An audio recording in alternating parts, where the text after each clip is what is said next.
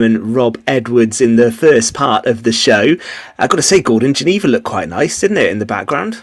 Fair do. It looked a bit chilly, actually. And that water looked a bit cold. I didn't fancy a swim in there, I'll be honest. But, well, it's exciting times for Haverfordwest County, let's be honest. You know, it's something really to look forward to. We'll know who they got now tomorrow and where they're going to go. And, it'll be... I'll be going to the game at Parc y Scarlets, that's for sure. Yeah, I'm looking forward to that. Most of us will try and make an effort to go there. Well. And Fraser, you won't be going to Stebbin Heath Park because I think you might find it hard to get in there actually nowadays. A nice retro mention. No. They are actually hosting a watch along at the club tomorrow as well, 3:00 UK time for that draw, so you can head to the Oggy Bridge Meadow if you do want to watch and see who the Bluebirds get in real time. Let's talk though to a big friend of Pure West Sport. Really good to welcome Ffion Ashman back to talk football and cricket and a look ahead to the Women's Euros, which are coming up very soon as well. Ffion, how are you? I'm good, thank you. Listen, really good as always to speak to you on Pure West Sport, and it's where do we start with you really, because you're in the midst of the cricket season, which is going well, but I think we should start by talking football. I think the last time you joined us, you were talking to us about playing for Carmarthen Town. Your season hasn't long finished, and actually you're back in pre-season training quite soon, but looking back on last year, it was a good one for you, wasn't it? A very successful season for us all, really. We set out wanting to win the double again, get promoted to the Adran South, and lucky enough, we all worked our socks off and we achieved both of those things. So we're looking forward to starting pre-season ahead of a big challenge next year of competing in the Adran South. Wow, that's really exciting. And how was your season in goal at Carmarthen, Ffion? How did that go? I had a really good season again. I didn't have much to do in some of the league games. But the Welsh Cup against Swansea will be a highlight. I feel like I had a really good game that game. And as a team, we were solid. We conceded 4 goals all league season. Wow. So very good defensively. That's Golden Glove territory, Ffion, isn't it? How many clean sheets did you keep? I don't know. I didn't. She says that. I haven't. But as a team, we couldn't have asked more from each other. We dug deep. It was difficult at times, but we kept going. And lucky enough, we went to the cup final in Cascade against Goitra, and we went 2-0 down. And we came back to win 4-3 that day in the cup final, which was huge. But we knew our main aim this season was to get promotion and win the league. And on May 28th, Wednesday, up in Carmarthen, we achieved that. So we got to lift the league trophy as well. So very good season. Congratulations. Let me bring Fraser in.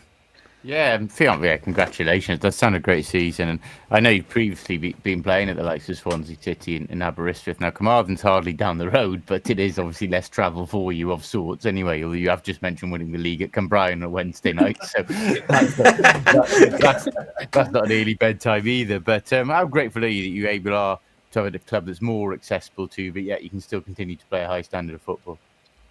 I think it's quite nice actually to get home at respectable times and not wake up in the morning absolutely tired. And it's just been really good. So I had a phone call from Carwyn for like 5 years ago. It said, "Hear me out. I'm starting a team at Carmarthen Town."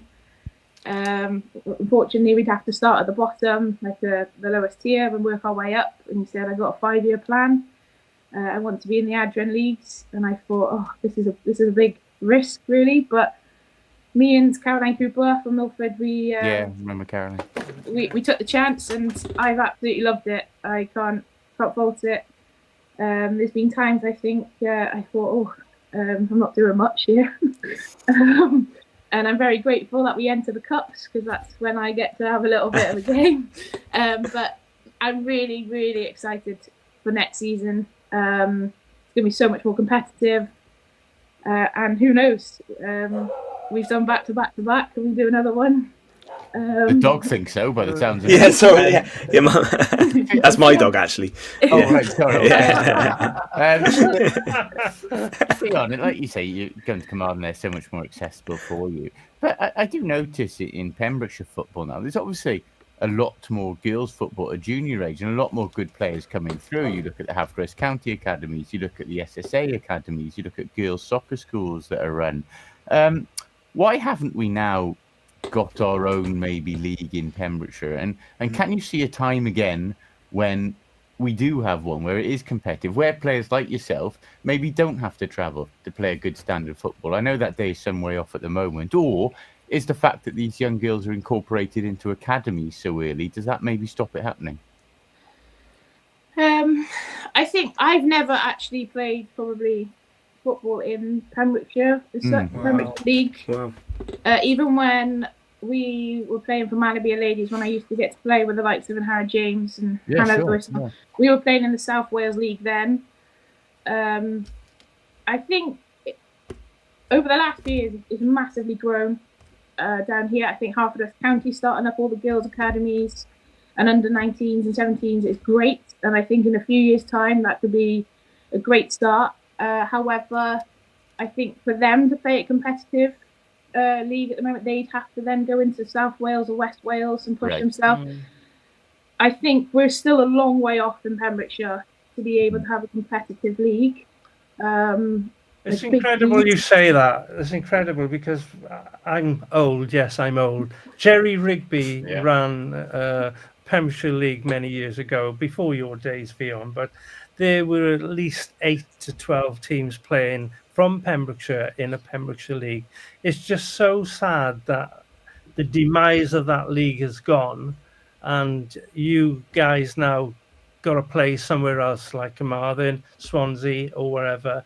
When there was, a league set up here, and it all disappeared.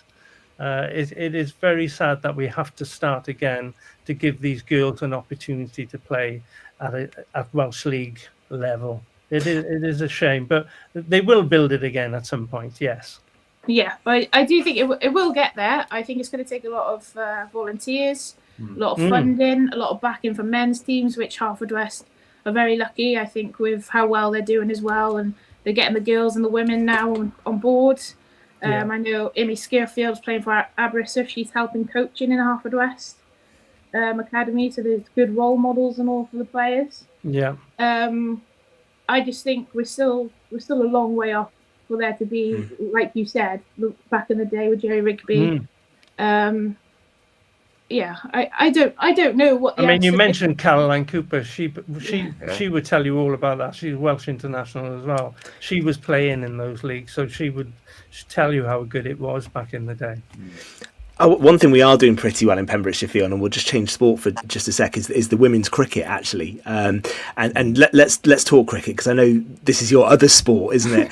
And you love playing cricket. Start with the women's season. You're playing for Cresselly, aren't you? And you've got a semi-final to come. Yeah, so we've had a very good start to the league and the campaign. We've played 3 league games, full league games. We've won them. We've got Burton tomorrow night, which will be a good test, as always is, against them. And a week Sunday, we've drawn Pembroke Dock in a cup semi-final, which we played in Pembroke, with the first game of a double-header that day, which would be great for women's cricket. Hopefully a lot of people will turn up and support both games. And fingers crossed we do enough to get to the final.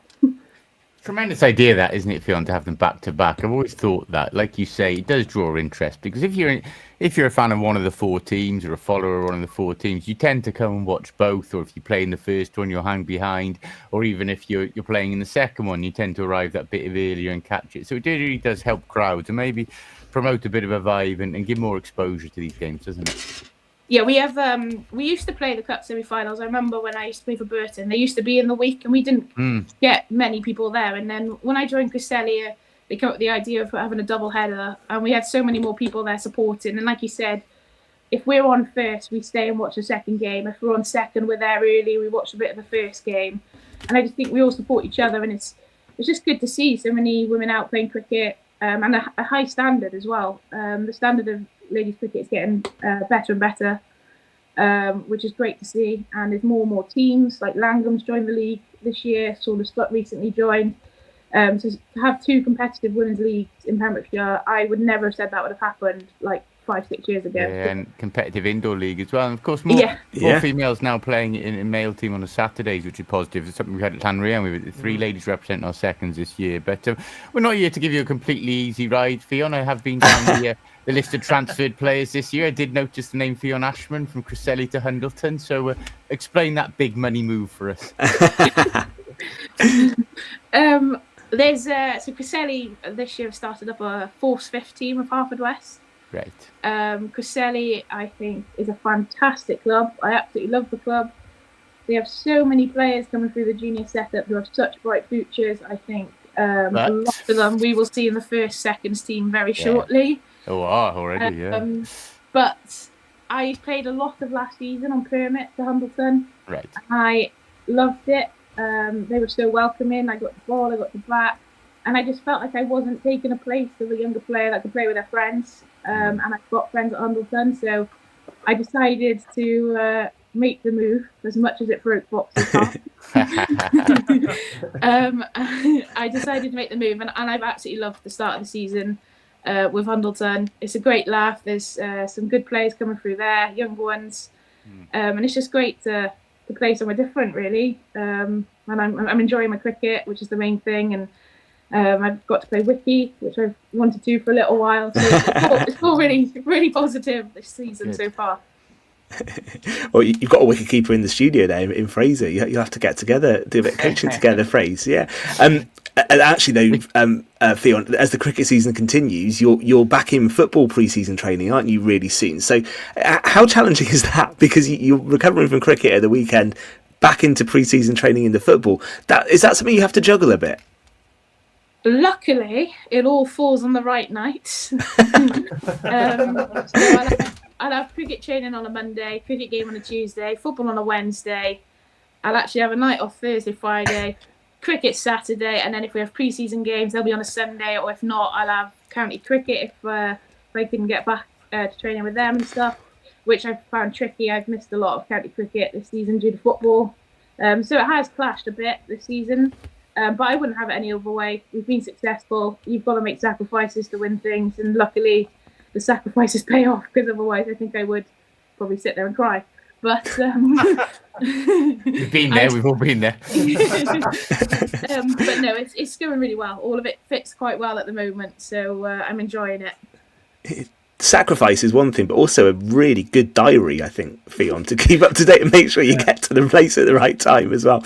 Look, listen, we couldn't have you on tonight without looking ahead to the Women's Euros, which are coming up next month, and Wales in Group D. It's been described as the group of death. It's a really tight group, this, for Wales. It's Wales, the Netherlands, France, and England. So Wales-Holland is the first game on Saturday, the 5th of July. They play England in the last match. So give us your thoughts. How are Wales looking going into this tournament? It's brilliant as well. People we've mentioned already on the interview, someone like Angharad James will be flying that Pembrokeshire flag. How excited are you for the Euros, and how do you rate Wales' chances? I'm really excited for the Euros, more excited than ever, because obviously Wales are there, which is, first of all, a fantastic achievement. I was absolutely buzzing, quite emotional for the girls, especially Angharad James, especially Jess Fishstock, Sophie Ingle. They deserve it more than, I'm not saying more than others, but they deserve it. For they've been there for years. They've been there for the lows of Welsh women's football, and now they get to live a high. Just like I'd say, Gareth Bale finally made his Euros and the World Cup, so quite on par with that. I do feel that they are definitely in a group of death, bless them. But what an experience to say you've played for your nation in a European Championship against 3 of the best teams in the world, let alone in Europe. And I think in preparation, the Nations League, hasn't gone to plan, as in they've been relegated, but they've got to play against some very good opposition in preparation for that. And I think it's just great that they get to fly the flag for Wales, and Harrod gets to fly the flag for Pems. Again, great for role models for the girls' academies, girls' teams everywhere. And I'm very much looking forward to watching the whole Euros, but definitely to watch Wales play that first game will be very exciting. And I hope they go out there, they play well, and they do themselves proud. That's all you can ask for them. I don't think anyone's expecting them to win the Euros. But why not go and make a statement, cause a few teams some shocks. On that note, Ffion, I was actually talking to someone you know well, of course, Clive James on Friday, and Angharad's father, and I was asking him how his flight's out, and he goes out the Friday morning of July the 5th, Wales' opening game against the Netherlands. So I asked him what games he was there. He flies home after the second game, and I did ask him, I did test him and said, have you looked at flights back out for the knockouts? And he just looked at me and he said, not yet. Nice to see he's optimistic. Yeah, he didn't want to commit to an answer either way. It's actually, I think it's 9 years to the day that Wales and England met in the Euro 2016 competition in France, isn't it? And Daniel Sturridge scored right at the end to give England a victory that day. But of course, for Wales, fortunes were somewhat better than England as the tournament went on. And what do you make of that Wales-England game this time around, Ffion? It's the final game in the group, and actually, England is struggling for form going into this tournament. You wonder whether there's something going on behind the scenes. Is there a chance of an upset in that last game, do you think? Is that one Wales might just target? I think so, yeah, because I think England, they might have a lot writing on that game too, depending on how they get on in their first two group games. Yeah. So England might need to go in that game needing nothing but a win. And who's to say Wales don't get a couple of draws from their first two, and if they beat England, they go through. Like the third game's always exciting. I think, they are struggling for form.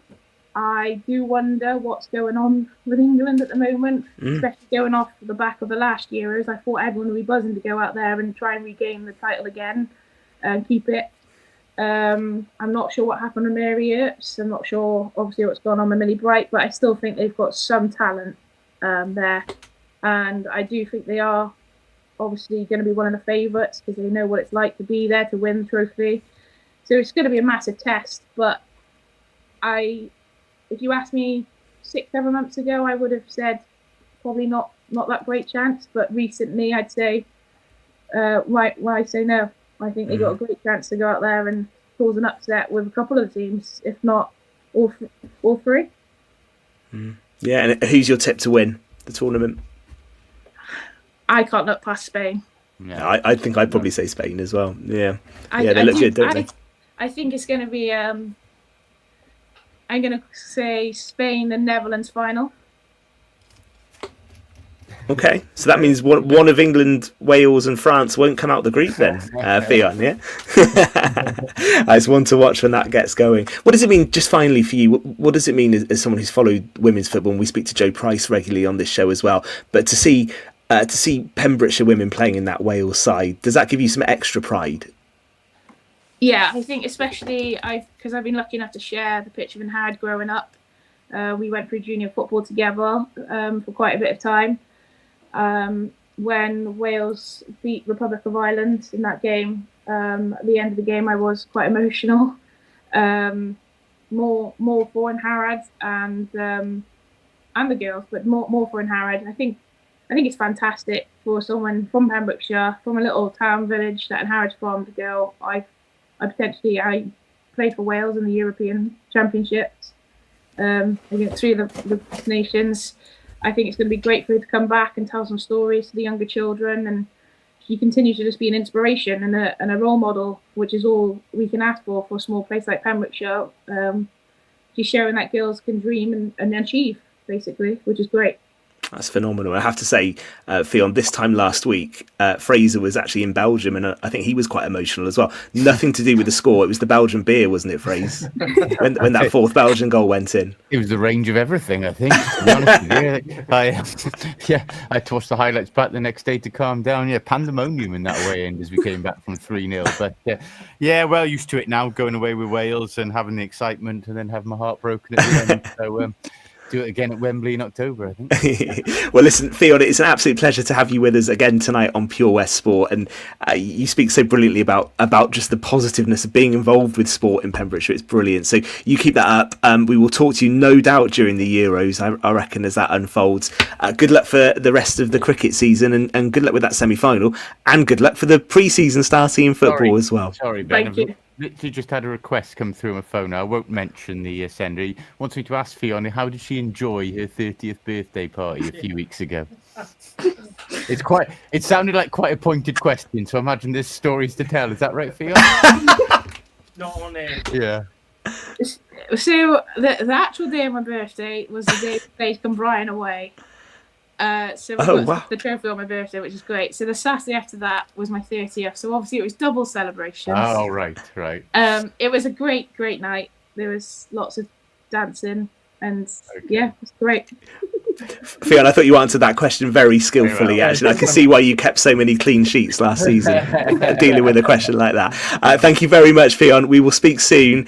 We've got the final part of Pure West Sport to come, and we'll be back with that next. Pure West Sport Show, sponsored